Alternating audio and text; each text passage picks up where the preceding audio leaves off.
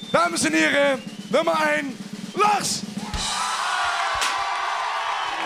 Welkom bij de artiestenochtend van de Herfsthaan.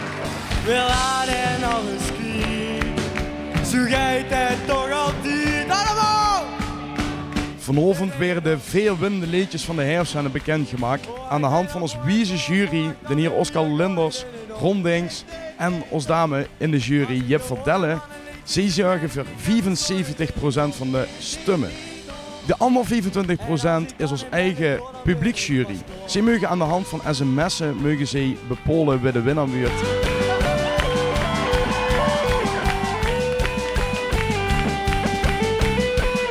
Ik vond het dus zelf echt heel leuk om mij te doen aan de Herfsthaan en zo. Ik had het echt niet verwacht dat ik zou winnen. Het was echt een geweldige ervaring. Het is echt leuk om te doen en het is echt...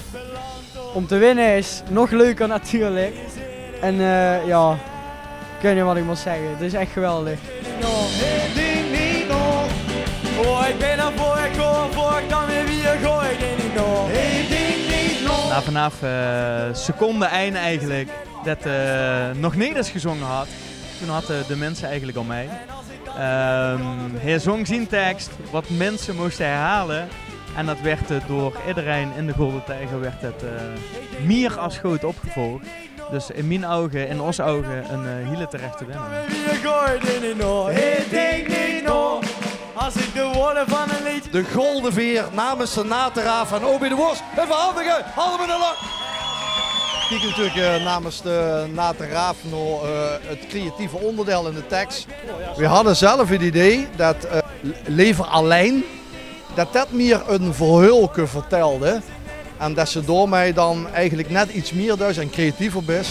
En als ik dan in bed lig, joh, dan ben ik pas gewoon.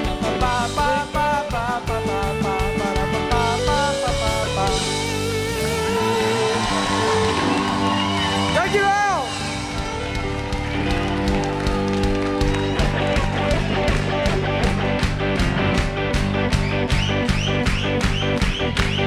Ik denk niet nog.